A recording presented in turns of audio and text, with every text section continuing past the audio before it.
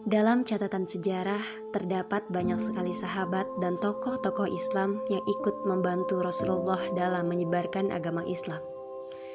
Tahukah kamu siapa paman Rasulullah yang dijuluki Sang Singa Allah? Dia adalah Hamzah bin Abdul Muthalib, merupakan sahabat, paman, sekaligus saudara sepersusuan Rasulullah yang memeluk agama Islam pada periode pertama atau dikenal sebagai As-Sabiqun Al-Awwalun. Hamzah memeluk Islam pada tahun ke-6 kenabian. Ia ikut hijrah bersama Rasulullah dan ikut dalam perang Badar. Rasulullah menjulukinya Asadullah atau Singa Allah dan menamainya sebagai Sayyidus Syuhada.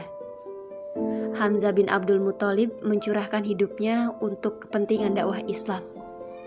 Pada perang Badar, Rasulullah menunjuk Hamzah sebagai salah seorang komandan perang, dan akhirnya kaum muslimin menang dalam pertempuran tersebut. Atas keberanian dan kegigihannya di medan perang, Hamzah dijuluki sebagai Singa Allah.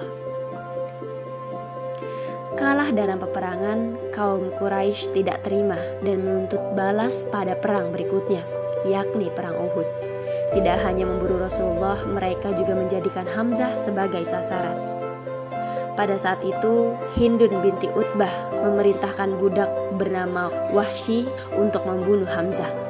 Sang budak dijanjikan akan dibebaskan dan mendapat imbalan besar. Dalam perang Uhud, Hamzah berhasil membunuh 31 orang kafir Quraisy.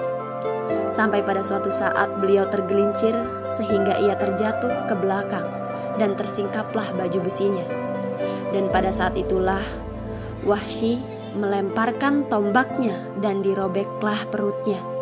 Lalu hatinya dikeluarkan oleh Hindun, kemudian dikunyahnya hati Hamzah, tetapi tidak ditelan dan segera dimuntahkannya. Dan ususnya dikeluarkan dari perutnya untuk dikalungkan di leher Hindun. Rasulullah melihat keadaan tubuh pamannya Hamzah bin Abdul Muthalib diperlakukan dengan sangat keji. Beliau sangat marah. Hingga saat itu Allah menurunkan firman-Nya yang artinya, "Dan jika kamu memberikan balasan, maka balaslah dengan balasan yang sama, dengan siksaan yang ditimpakan kepadamu. Akan tetapi, jika kamu bersabar, sesungguhnya itulah yang lebih baik bagi orang-orang yang bersabar." Quran Surat An-Nahl ayat 126. Setelah itu, Rasulullah bersama kaum muslimin menyolatkan jenazah Hamzah dan para syuhada lainnya satu persatu. Pertama, Hamzah disolatkan, lalu dibawa lagi jasad seorang syahid untuk disalatkan. Demikianlah Nabi menyalatkan para syuhada Uhud satu persatu. Hingga jika dihitung, maka Rasulullah dan para sahabat telah menyolatkan Hamzah sebanyak 70 kali.